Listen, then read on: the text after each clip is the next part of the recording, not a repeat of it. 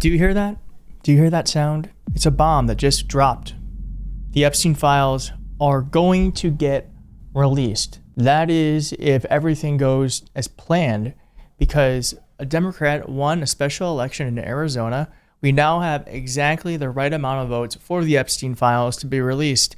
And according to Patel, he's never said a thing about it to Donald Trump. Now we're going to find out pretty soon if that's true or not. And if it is a lie, Patel could be facing some criminal charges against him for perjury. Here's what Patel said about this, and then we'll get into the White House's reactions about Epstein files and their imminent release. Remembering your oath to tell the truth, did you ever tell Donald Trump his name is in the files? I have never spoken to President Trump about the Epstein files. Did you ever tell the Attorney General that Donald Trump's name is in the Epstein files? The Attorney General and I have had numerous discussions about the entirety of the Epstein files and the reviews conducted by our team. Did you tell the Attorney General that Donald Trump's name is in the Epstein files? And we have released where President Trump's name is in the Attorney General's It's a simple question. file. Did you tell the Attorney General that the President's name is in the Epstein files? During many conversations that the Attorney General and I have had on the matter of Epstein, we have reviewed. The question is simple. Who did you tell the Attorney General that Donald Trump's name is in the Epstein files? Yes or no? Why don't you try spelling it out? Yes or no, Director? Use the alphabet. Yes or no? No, A, B, C, Director, D, E, F. it sounds like you don't want to tell us. Did you tell the Attorney General that Donald Trump's name was in the Epstein files? Why don't you try serving your constituency by focusing on reducing violent crime in this country and the number of pedophiles that are illegally harbored in your sanctuary cities in California? I'll work with you on that. Regular order, Mr. Chairman. Director, I belong to the gentleman from California. Did you tell the Attorney General that Donald Trump's name is in the Epstein files? The question has been asked and answered. You've not answered it, and we will take your evasiveness as a consciousness of guilt. Baby, you know that they were scheming together, Bondi and Patel, about how to handle the fact that Donald Trump's name is plastered all over the Epstein files.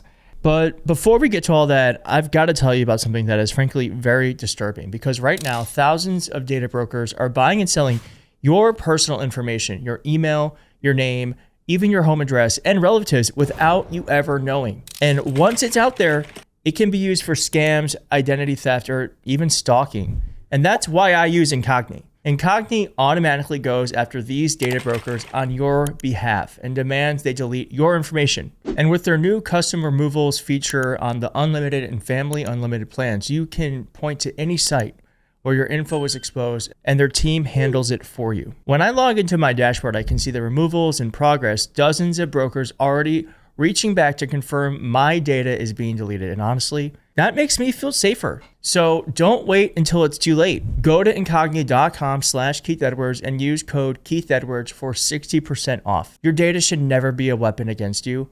Protect it with Incogni. Use code Keith Edwards today.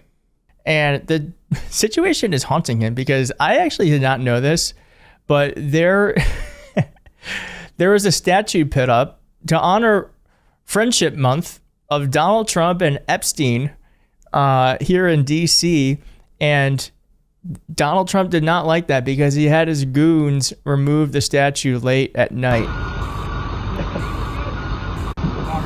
There they are, removing it. All right, well, you can remove a statue, you can't remove this problem, and it is a problem.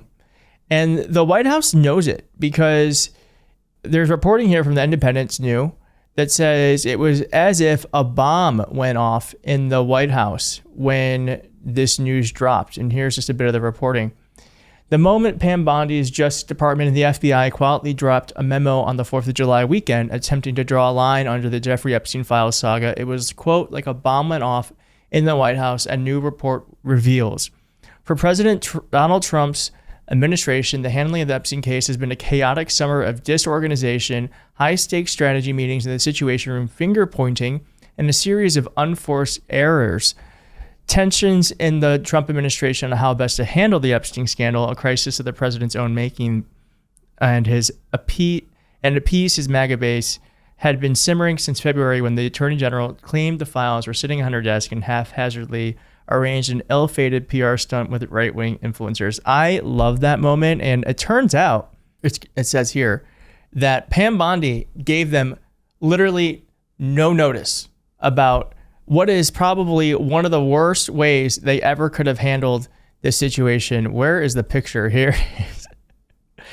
This is iconic for all the wrong reasons. By the way, this is a binder of pedophilia, and they're holding it up. They're holding it up like it's a trophy. This is one of the worst crimes imaginable, and they're holding it up like they just won an Oscar. It's despicable.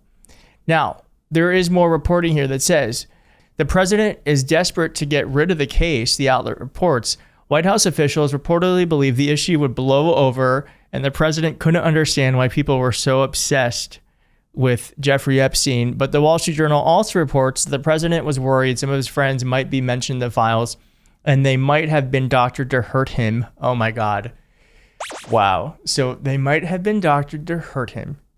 That is the closest thing we're going to get to an admission that he knows that what he's done is not okay. And he knows what's in there. We definitely know that either Pam Bondi or Kash Patel, who may have been lying, have told Donald Trump exactly what's in those files. That's the reason why we're never going to see them. The fact that he's preempting it, saying someone may have doctored them to hurt him, to me says that what's in there is not good. But as I'm about to tell you or show you, these are getting released.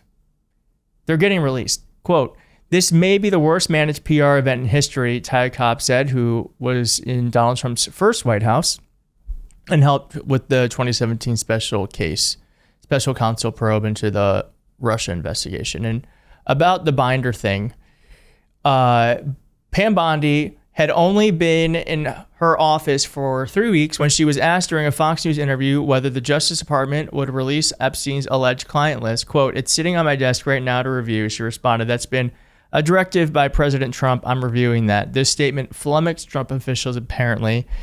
What document was Pam Bondi talking about, they wondered. Well, Trump's communication aides were given only a minute notice about the event and didn't know Pam Bondi planned to talk about Epstein. It went down like a lead balloon in the White House, and Pam Bondi was told never to draw attention to it again.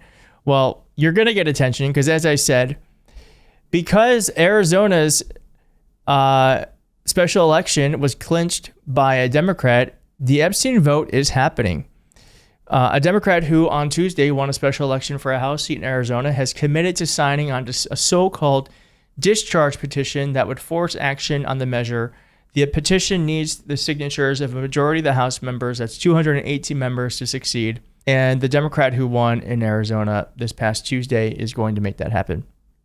She said, "On my very first day in Congress, I'm going to sign the discharge petition." It says here, it is likely going to take weeks for the measure, which is co-sponsored by Thomas Massie and Ro Khanna, who we've had on the channel talking about this, to come to a vote, and the effort could falter if any of the 3 Republicans who've signed on withdraw their backing. But should none withdraw, that signature is all they would need to force Speaker Mike Johnson and Republican leaders to confront an issue that they have hoped to dispense with in the face of a resistance from President Trump, sharp divisions within their ranks, and pressure from right-wing supporters. While the clock ticks, Mr. Johnson has options at his disposal to head off a vote. House leaders generally have an array of procedural maneuvers they can use to thwart legislation. Earlier this year, the Speaker turned to the powerful Rules Committee, which determines what legislation reaches the floor to block another discharge petition. So we're going to see how this all shakes up, but it's not looking good for Trump. And clearly, he doesn't want this out here for a reason. And my hope is we're about to find out why. And we're going to keep following this. As I said, this Epstein stuff's not going away. We're going to keep following it. If you want to follow it with us, hit like, subscribe, and I'll see you next time. Bye.